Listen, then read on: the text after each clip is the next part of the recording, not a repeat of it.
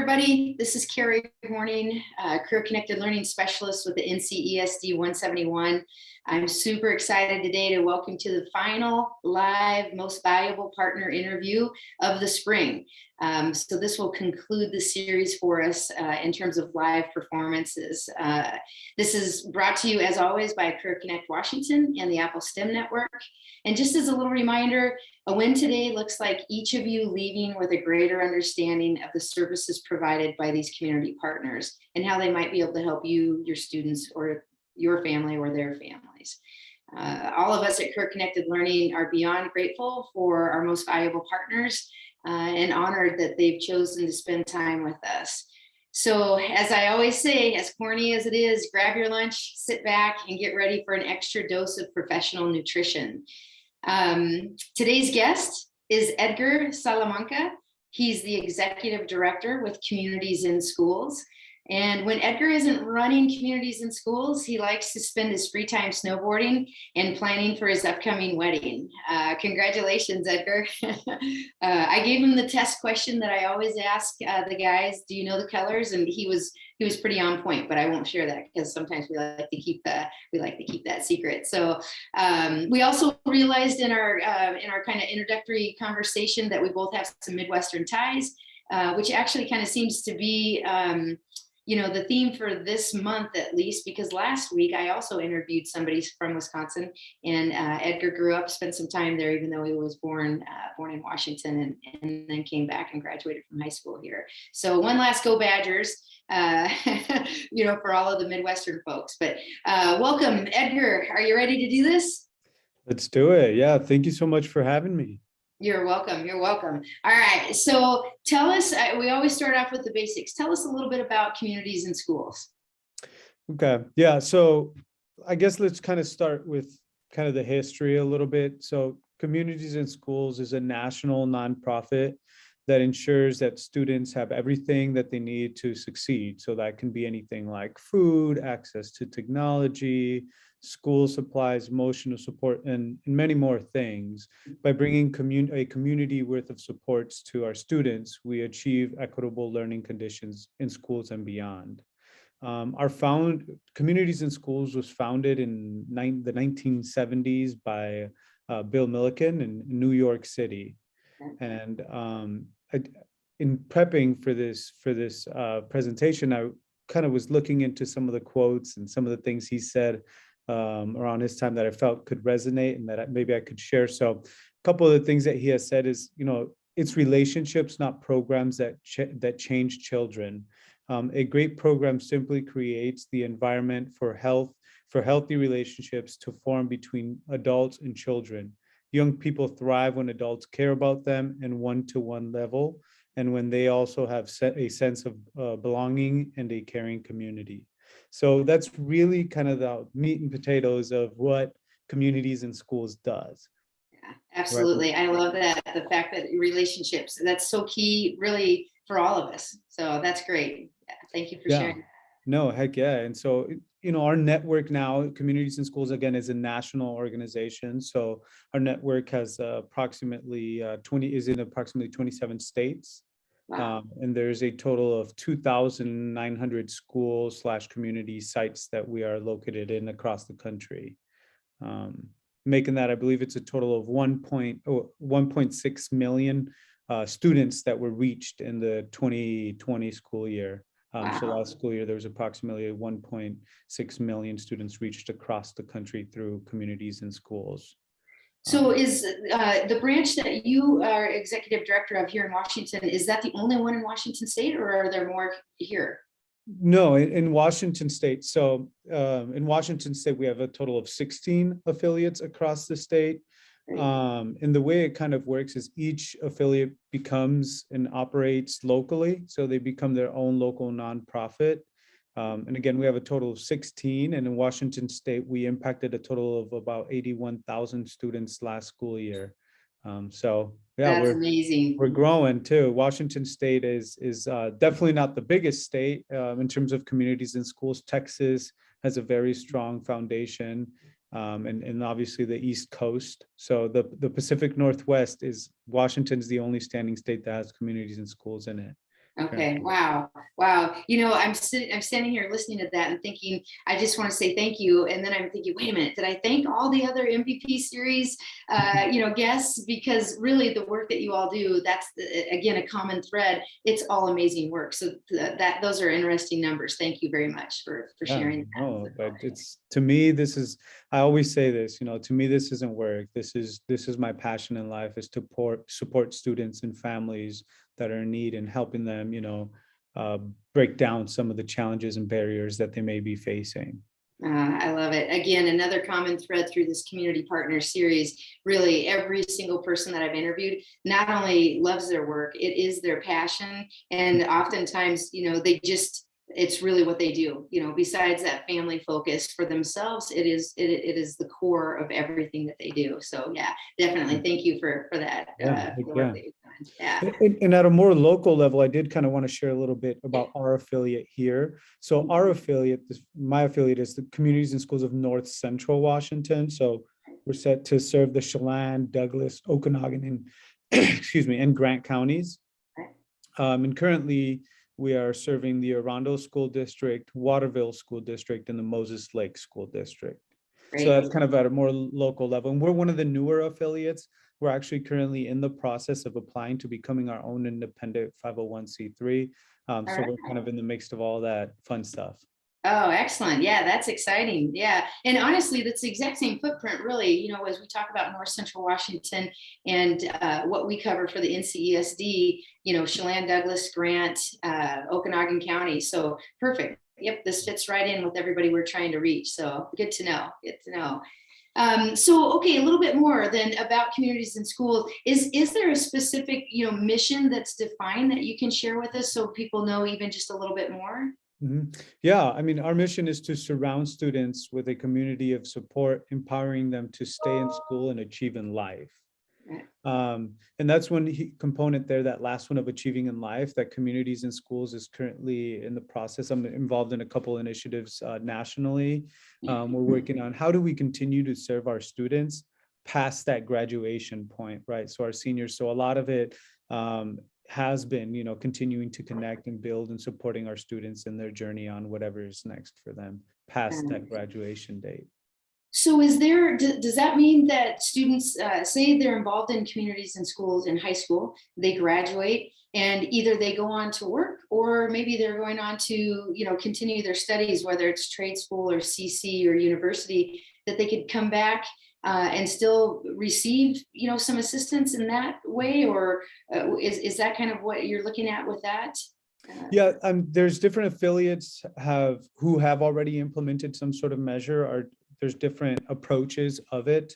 With us being a younger affiliate, we're actually currently just in the Waterville High School, which is a fairly small high school who has a lower number of graduates. So in terms of providing like a very structured programming, we're not quite there as an organization. There's some affiliates that provide like summer camps for those that are going to community colleges or universities, right, in preparing them. Because what happens a lot of the time with students facing barriers or like first generation college students is that, there's some sort of like fear, imposter syndrome, second guessing that happens in the summer.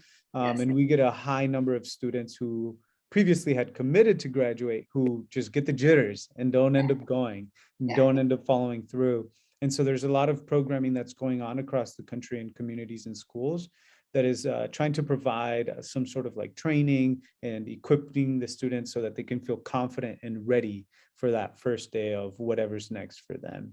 Oh, I love that. I'm aware of that firsthand in the community that I live in. So when I hear you talk about that, I think, ooh, after this interview, we really do need to connect, because I feel like that's something, career connected learning, that we could really kind of maybe, collaborate on, because it's one of those things you just don't like to see, that they go through all the steps, they've worked hard, they're graduating from high school, they've been accepted, maybe they've even received financial aid, but like you said, then over that summer time period of 6 to 8 weeks, all of a sudden they're thinking, maybe not, when we really want to help them launch. So that'd be great to connect after this. Yep. So that's kind of one of the aspects that's going on. And then as well as helping them, empowering them, creating alumni associations, and making sure that we have a place in our board specifically for a communities and schools alumni, and help Perfect. develop them professionally as well. Yeah. Oh, I love that. That's terrific. All right. So this is my favorite question. It falls somewhere in the interview, pretty much every single interview. So I'm a feeler, and I always, I just believe that the work that you're all doing is so impactful that you can't help but have that story. And maybe it's not one, maybe it's many, many. But somebody that you've helped that has just stayed with you, and it helps fuel you to continue to do that work even on the hard days. Is there an example of that with somebody, with a client or a community that you could share with us? Mhm. Yeah, as you mentioned, there's definitely a lot of those stories, especially in this field of work. Um, yeah, there's one particular student that I worked with who I was previously, when I first started with communities and schools, I was a site coordinator. So I was in one of the schools, building and supporting our students and families. And there's one particular student who had a pretty similar background as mine.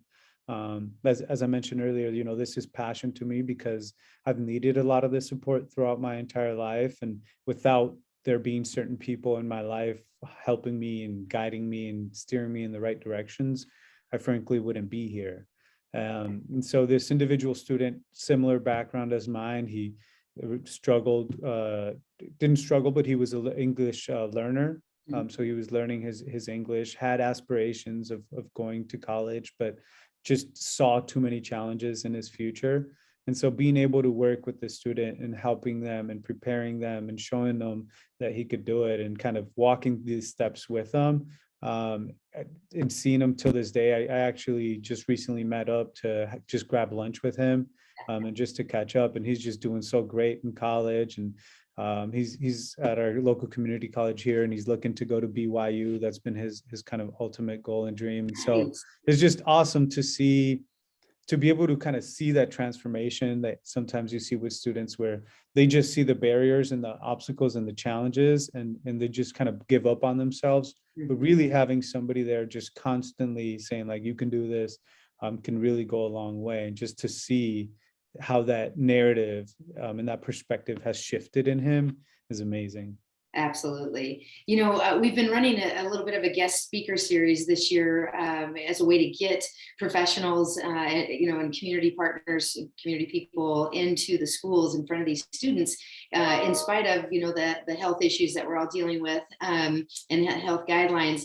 But one of our guest speakers really focused on find a mentor. They're out there. Somebody wants to guide you through, and it couldn't be more true. So I love hearing that story because that's exactly it.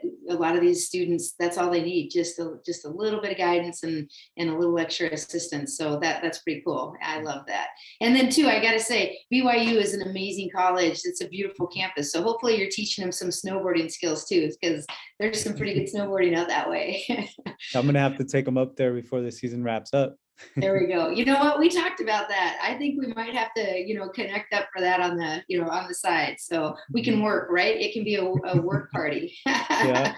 So all kinds of work on the chairlift. But all right. So enough of that craziness. So what is Communities in School looking forward to in 2022 and beyond? I know you said you're kind of looking at becoming an official 501(c) of your own, but what else is happening on the horizon for this year? Yeah, with us being a younger, smaller affiliate, obviously we're looking to continue to support more students.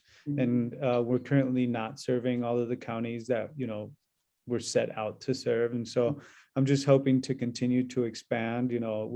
Right now we're obviously looking and wrapping up this school year, but anybody that works within the school system understands that as you're wrapping up one year, you're prepping for the next. And so it's a never-ending cycle, really. And so we're just really excited into what the future may hold, and just really interested if there's school districts that are interested in collaborating with us and bringing these kind of supports to their school. We'd love to have a conversation on how this may work for their school. Great. So if somebody, say, wasn't able to attend this live seminar today, then when we post the recording, should I just go ahead and mention that in, in the release, and maybe add in, community and schools email address so that they can reach out to you directly if they've got an interest? Yeah, definitely. Yeah, go ahead and put my email out there. If anybody's interested or wants to have a more in-depth conversation, I'd love to. Okay, great. That's perfect. We can do that. And yeah, that'll be an easy lift. So, okay. So one of the things, we're kind of winding down, I think, a little bit, unless we get some questions, but is there anything else that you'd like to tell us about communities and schools that we haven't covered yet? Any specific needs maybe that you have, or just any other information that you want to share? Yeah. There's a couple. I did want to share a little bit more in depth about kind of the services or potentially how our operation, how we operate really. Yeah, let's hear it. So we use an evidence-based model of integrated student support. So we provide services not just to the whole school, but also at a one-on-one caseload level to our students. We do an assessment, a needs assessment of our students, as well as kind of the school, and we create a plan from there to either make goals with the students or plan of supports for the whole school services. And as our case managers build their caseload, they provide one-on-one services such as academic help, basic needs like food is a huge one, clothing, physical and mental health, mentoring, college and career preparation, as we just mentioned, is a huge one that we do in our high schools. And really is just helping individual students overcome their barriers in order for them to succeed. An example that I have of it is in building relationships. A lot of the time we're able to go a little bit deeper and find the root of what may be holding a student back. We had a student that was really struggling to stay up in the classroom. And so through the relationship that we were able to build with that our site coordinator was able to build with that student, they ended up finding out that they were actually flipping a coin to sleep on quilts, not even a bed. It was 4 people living in a studio, flipping a coin to sleep on a quilt. And so we were able to partner with different community organizations and volunteers and supports personnel that we were able to donate some funds, and we were able to get them a bed. And now the student was able to sleep, right? More than one bed, so they didn't have to flip a coin for the bed. Yes. And so really they were able to get proper rest. And so they were more equipped to be able to succeed in the classroom. And so those are the types of supports that sometimes come up in relationship building with the students. Okay. And so the cool thing about our program too is our site coordinators are at the school throughout the entire school day. So we're not just before school or after school programming. We're accessible to them throughout the whole day. That actually is a good, a good point, and maybe a good question.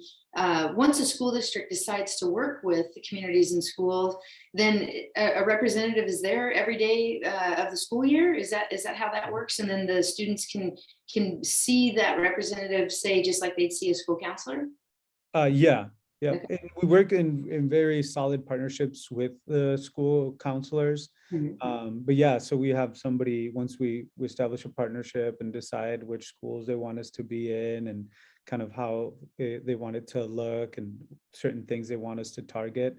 Yeah, we place somebody in their school who's there throughout the entire school day, builds a caseload, sets goals with the students. And they can vary, right, from age range. Sometimes with the younger ones, we've done a lot of like social emotional learning and goals, and we have various different curriculums that will follow with them. And so that's what, when we sit down on a one-on-one with the student, with the younger ones, if we have a social emotional learning like lens, we're doing various different activities to help them continue to progress in that. With the older ones, like at the high school that we're at, we're doing a lot of college and career preparation. So it's a lot of like college applications, scholarship applications, campus visits, right? So really it can be steered in many different ways: physical, anti-bullying, and a couple of our schools too. Our site coordinators are leading the Hope Squad initiatives. I don't know if you're familiar. It focuses on mental health awareness at a whole school level. So they do offer whole school levels. They do attendance competitions to help increase attendance rates. And so, yeah, they're in there throughout the day. They're part of the scramble. And in this crazy COVID time, sometimes the position doesn't look like how it traditionally has looked, right? It's very hands-on, supporting the school. When there's now tends to be sometimes shortness of staff, so it's being flexible in supporting our students. Yeah, that's terrific. I feel like that is definitely in high demand right now too. So the breadth of offerings is amazing. I feel like you might be really, really busy after we get this video distributed at the end of this interview. So that's terrific. So yeah, are there specific needs that you have right now?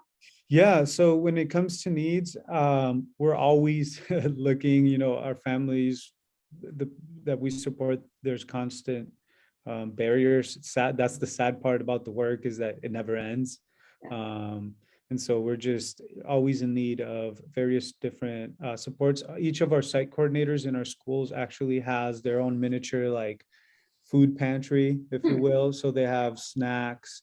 So we're always in need of snacks, especially once you get into those middle schoolers and high schoolers that can walk around and they know where the snacks are at. So they're stop swinging by your office more frequently. So yeah, we're always in need of snacks. Any basic hygiene products we have in our little pantries as well. We have clothing, shoes, socks, underwears are a popular one for those younger ones in case of accidents. And so jackets in the winter. So we're always toothbrushes, deodorant, hygiene, all hygiene products.